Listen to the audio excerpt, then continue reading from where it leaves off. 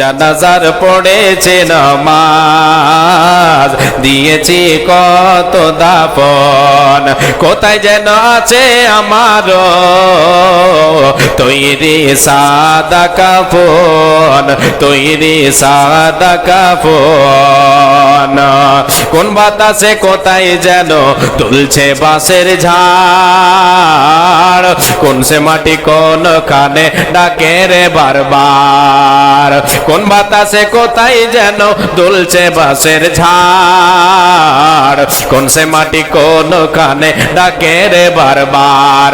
কখন কোথায় করবে দাফন, কখন কোথায় করবে দাফন আমাকে স্বজন, জানাজার পড়েছে নামাজ, দিয়েছি কত দাফন, দিয়েছি কত দাফন, কোথায় যেন আছে আমার তৈরি সাদা কাফন, তৈরি সাদা কাফন। আমার তরি বাদায় আছে কোন শেখে আঘাটে,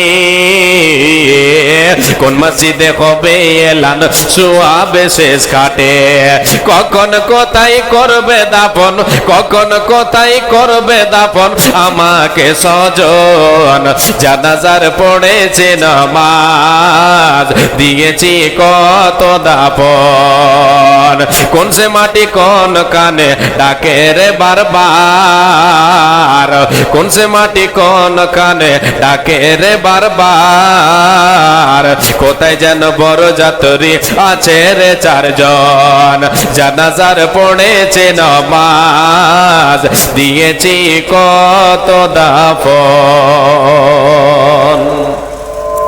ভাই ও বাবাজান, আমি আপনাদের সামনে মৃত্যুর যন্ত্রণা সত্য এই নিয়ে মহাগ্রন্থ আল কোরআন থেকে একটি আয়াত বিশ্বনবী সাল্লাল্লাহু আলাইহি সাল্লামের মৃত্যুর যন্ত্রণাটা সংক্ষেপে আপনাদেরকে দিলাম। পৃথিবীতে আমার আপনার কাছে মালাকুল মউত আসবে, আমাকে আপনাকেও সেই যন্ত্রণা ভোগ করতে হবে।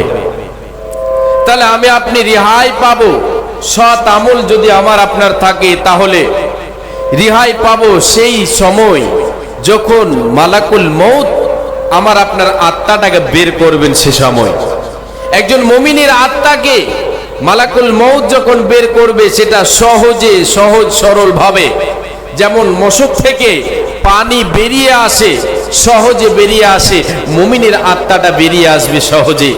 আর যদি বেঈমান হয়, মুশরিক হয়, কাফির হয়, তাহলে তার আত্মাটা বেরিয়ে আসতে চাইবে না, সে ছটফট করবে, পালাবার চেষ্টা করবে, শরীরের এদিক ওদিকে যাবে, পায়ের দিকে যাবে, হাতের দিকে যাবে, চতুর্দিকে তার শরীরের চতুর্দিকে সে যাওয়ার চেষ্টা করবে, লুকাবার চেষ্টা করবে, তার কোনো উপায় থাকবে না। এই নিয়ে আপনাদের সামনে বলবো, তার আগে আমি আপনাদেরকে বলি যে পরপারের যাত্রার কথা আমাকে আপনাকে স্মরণ করতে হবে। যেমন আমার আপনার পূর্বের সালাফে সালেহিন, সাহাবায়ে কেরাম, সাহাবিয়ারা যেমন ভাবে মরণের কথাকে স্মরণ করেছেন, পরপারের যাত্রাকে স্মরণ করেছেন, আর নিজের জীবনটাকে সদাই আল্লাহর পথে খাটিয়েছেন, আল্লাহ তাবারাক ওয়া তাআলার হুকুম মোতাবিক খাটিয়েছেন, সেই সমস্ত সাহাবী এবং সেই সমস্ত সালাফে সালেহিনদের কিছু কথা আপনার সামনে তুলে ধরি। হযরতে আবু বকর সিদ্দিক, হযরতে উমর রাদিয়াল্লাহু তাআলা আনহু, হযরত উসমান গনি রাদিয়াল্লাহু তাআলা আনহু, হযরত আবু হুরায়রা রাদিয়াল্লাহু তাআলা আনহু, তিনারা হচ্ছেন জান্নাতের সার্টিফিকেট প্রাপ্ত। আল্লাহ তাবারাক ওয়া তাআলার নবী সাল্লাল্লাহু আলাইহি ওয়াসাল্লাম তিনাদের ব্যাপারে হযরত আবু বকর সিদ্দিক, উমর রাদিয়াল্লাহু তাআলা আনহু, উসমান গনি রাদিয়াল্লাহু তাআলা আনহু ইনাদের ব্যাপারে বলেছেন তোমরা জান্নাতি, জান্নাতি ঘোষণা করেছেন। হযরত আবু হুরায়রা রাদিয়াল্লাহু তাআলা আনহু তিনি হচ্ছেন একজন বিশিষ্ট সাহাবী। তিনার ব্যাপারে সাহাবীরা যতগুলো সাহাবী, সমস্ত সাহাবীর উপরে আল্লাহ তাআলা রাজি, তারা আল্লাহকে পেয়ে, আল্লাহর বিধান পেয়ে রাজি, আল্লাহ তাদের উপরে রাজি। তাহলে আল্লাহ যার উপরে রাজি তার কোনো অসুবিধা হবে? হবে না বাবা, তার কোনো অসুবিধা হবে না। হযরতে আবু বকর সিদ্দিক, হযরতে উমর রাদিয়াল্লাহু তাআলা আনহু তিনি পরকালের কথা স্মরণ করে, পরপারের কথা স্মরণ করে তিনি এত কান্না কাঁদতেন, এত কাঁদতেন, এত কান্না করতেন, এত কান্না করতেন যে চোখে জল বয়ে এইভাবে নালা ফুটে গিয়েছিল। যেমন মানুষ আমরা দেখেছি যে ছোট বাচ্চাদের যখন লালা পড়ে তাহলে তাদের কষা দিয়ে লালা পড়লে যেমন দাগ হয়ে যায়, বেশি বেশি লালা পড়লে দাগ হয়ে যায়। হযরতে উমর রাদিয়াল্লাহু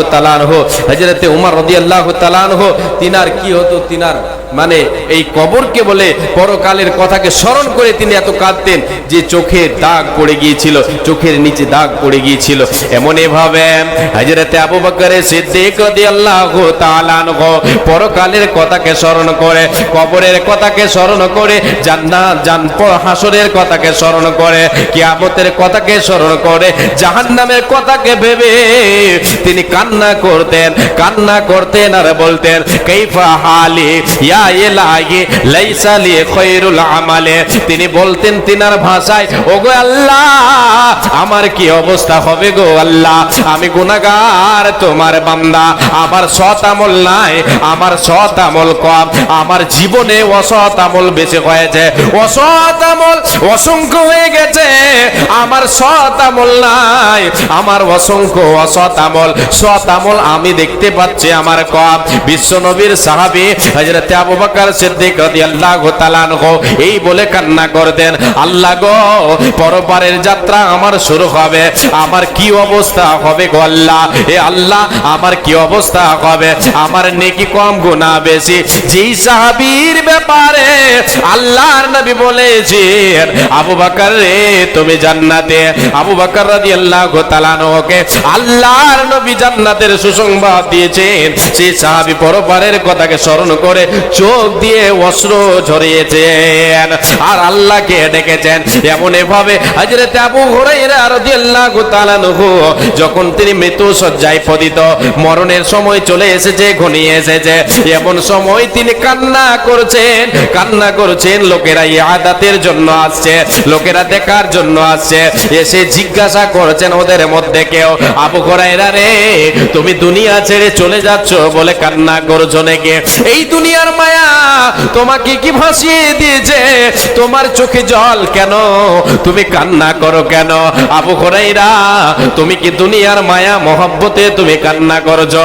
আবু হুরায়রা জবাব দিয়েছিলেন, রে আল্লাহর নবীর সাহাবীরা, রে আল্লাহর গোলামেরা, তোমরা শুনে নাও, তোমরা আমাকে কি ভেবেছো আমি দুনিয়ার মহব্বতে কান্না করছি? না না, আমি যে পথের পথে যাচ্ছি রে, যে জায়গায় আমাকে যেতে হবে, এখন যে পথের পথে যাচ্ছে, পরপারের যাত্রা আমি শুরু করতে যাচ্ছি, আমি পরপারের যাত্রা শুরু করতে যাচ্ছি, আমার অবস্থা কি হবে সে সময় আমি এই নিয়ে চিন্তিত। এই বলে আমার চোখ দিয়ে পানি ঝরতেছে। এ বাপজান, ভাইজান, মা জননী, আজকে আমরা দুনিয়ার মহব্বতে পড়ে পরকালকে বলে একেবারে ভুলে গেছি। একটুকু আমার আপনার স্মরণ হচ্ছে না যে মরে গেলে, দমটা বেরিয়ে গেলে, শ্বাসটা বন্ধ হয়ে গেলে আমার আপনার যে জাকামদানি শুরু হয়ে যাবে, এটা আমি আপনি একবারও ভ্রুক্ষেপ করি না। হযরত উসমান গনি রাদিয়াল্লাহু তাআলা আনহু তিনার ব্যাপারে বলা হয়েছে, হযরত উসমান গনি রাদিয়াল্লাহু তাআলা আনহু রাসূলের সাহাবী, তৃতীয় নম্বর খলিফাতুল মুসলিমিন হযরত উসমান রাদিয়াল্লাহু তাআলা আনহু তিনি পরকালের কথাকে স্মরণ করতেন আর চোখ দিয়ে পানি ঝরাতেন, এত কান্না করতেন যে দাড়ি মোবারক সদাই চোখের জলে ভিজে থাকতো। কোন এক জিজ্ঞাসাকারী জিজ্ঞাসা করলেন, উসমান রাদিয়াল্লাহু তাআলা আনহুকে কি বললেন? আমিরুল মুমিনিন, আপনাকে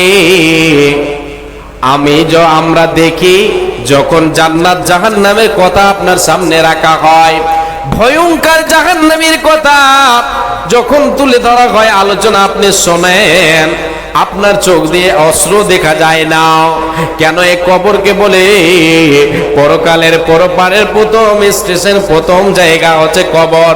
এই কবরকে দেখলেই, কবরকে স্মরণ করলেই কেন আপনার চোখ দিয়ে অশ্রু প্রবাহিত হয়? কেন এত কান্না করেন গো?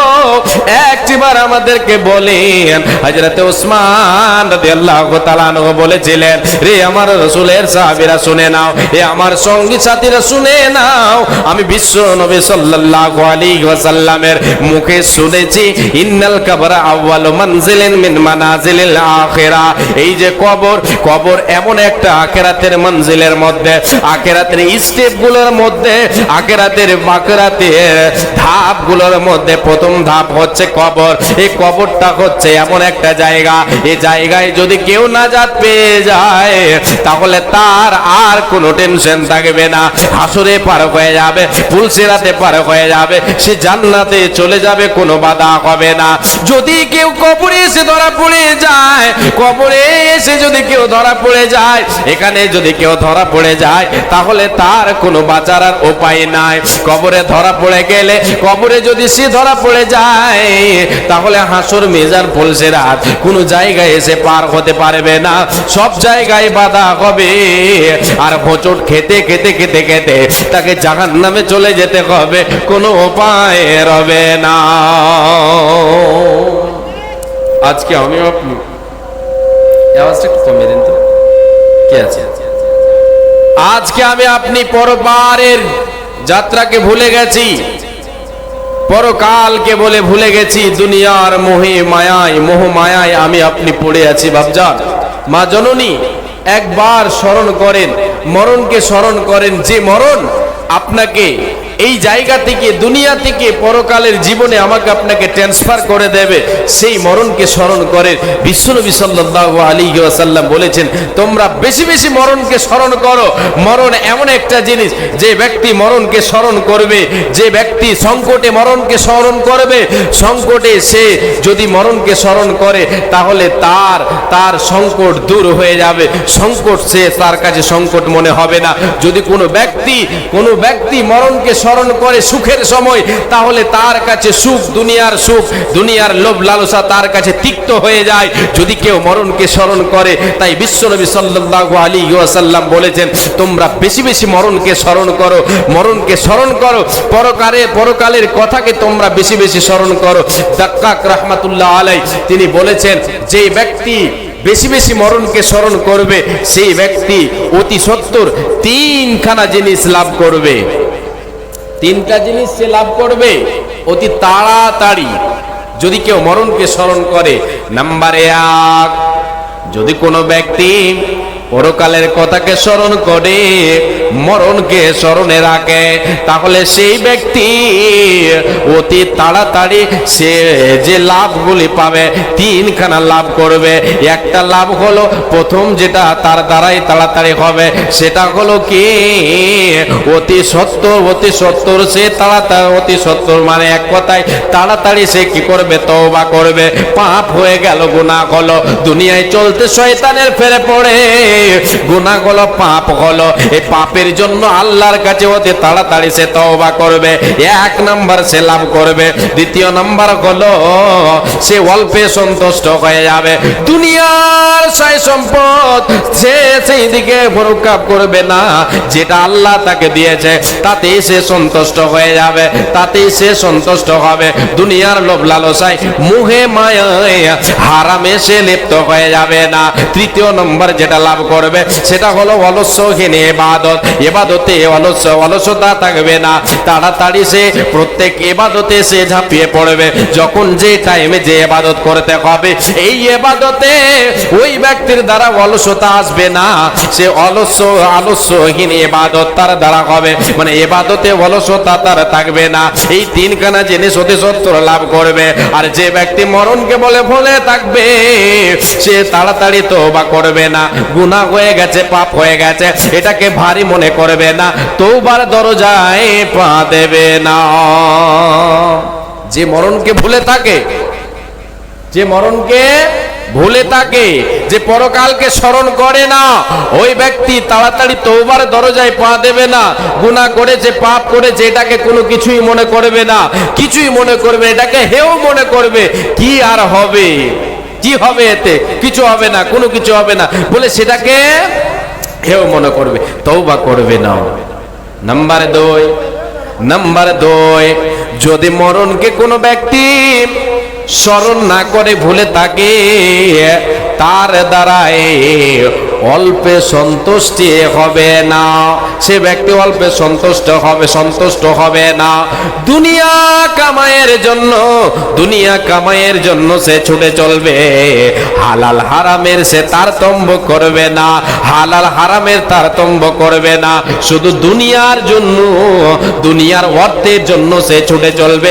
যে ব্যক্তি মরণকে বলে ভুলে থাকবে, দুনিয়া কামাইয়ের জন্য, দুনিয়ার লোভ লালসায় সে মেতে যাবে, দুনিয়ার লোভ লালসায় মেতে যাবে। जिंदगी मिली थी रब की इबादत करने के लिए, पर वक्त गुजर रहा है कागज के टुकड़े कमाने में। জি, মানুষ যারা মরণকে বলে ভুলে থাকে, শুধু দুনিয়া কামাইয়ের জন্য ছুটবে, দুনিয়া কামাই। এটা একটু দেখেন, মিলিয়ে দেখেন, কথা বাস্তব না অবাস্তব? বাস্তব কথা এগুলো, জি, এতে কোনো ভেজাল নাই।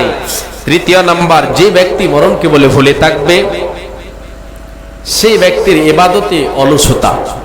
আজান হয়ে গেল মসজিদে, নামাজের দিকে মন চায় না, মনটা যেতে চায় না, অলসতা তাকে ধরেছে, অলসতার ঘুমে ঘুমিয়ে আছে। এই অলস নামে রোগ যাকে ধরে নেবে, যে ব্যক্তি মরণকে বলে ভুলে থাকবে, তাকে অলস নামে রোগে ধরবে।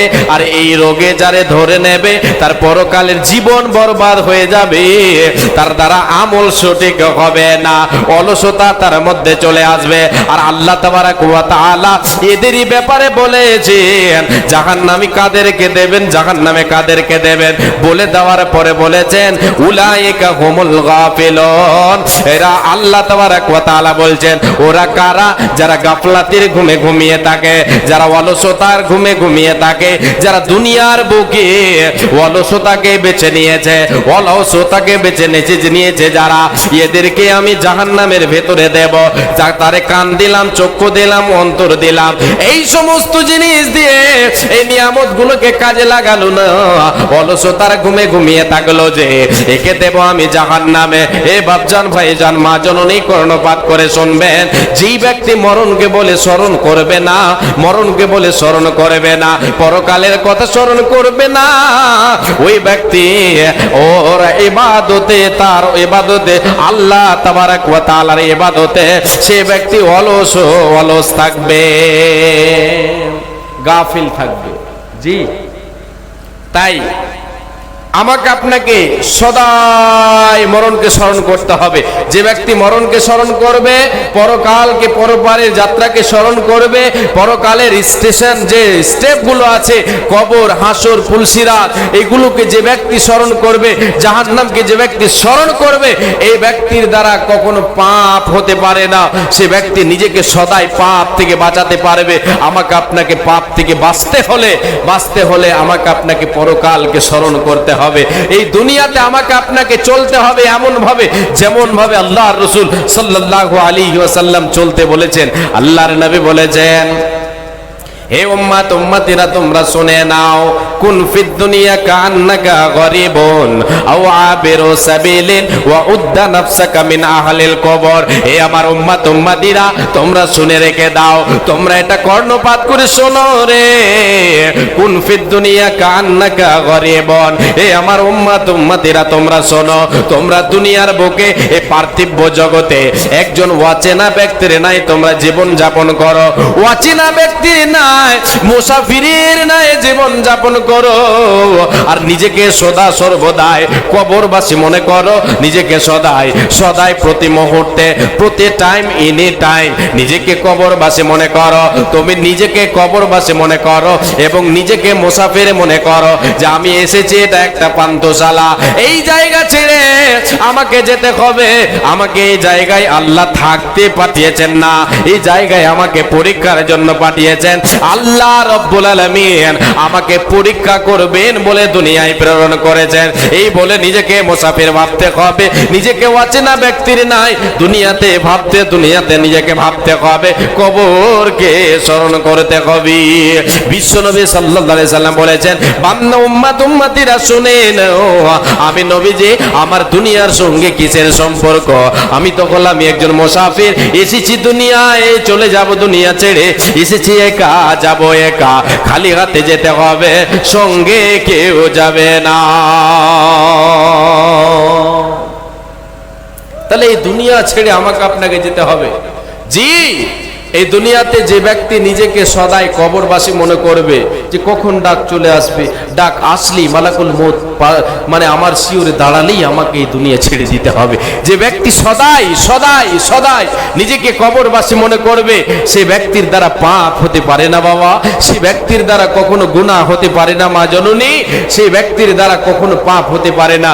এই জন্য সাহাবায়ে কিরামেরা আল্লাহর রাসূল সাল্লাল্লাহু আলাইহি ওয়াসাল্লামের সাহাবা এবং সাহাবিয়ারা সদাই কি করতেন? পরকালকে স্মরণ করতেন, মরণকে, কবরকে স্মরণ করতেন, হাসরকে স্মরণ করতেন, কিয়ামতের দৃশ্যটাকে স্মরণ করতেন, যে কিভাবে আল্লাহ তাবারাক ওয়া তাআলা পরকালে মানে কিয়ামতের মাঠকে, কিয়ামতের ময়দানকে তৈরি করবে, এগুলোকে স্মরণ করতেন আর চোখের পানি ঝরাতেন। হযরতে উমর বিন আব্দুল আজিজ তিনি কি করতেন?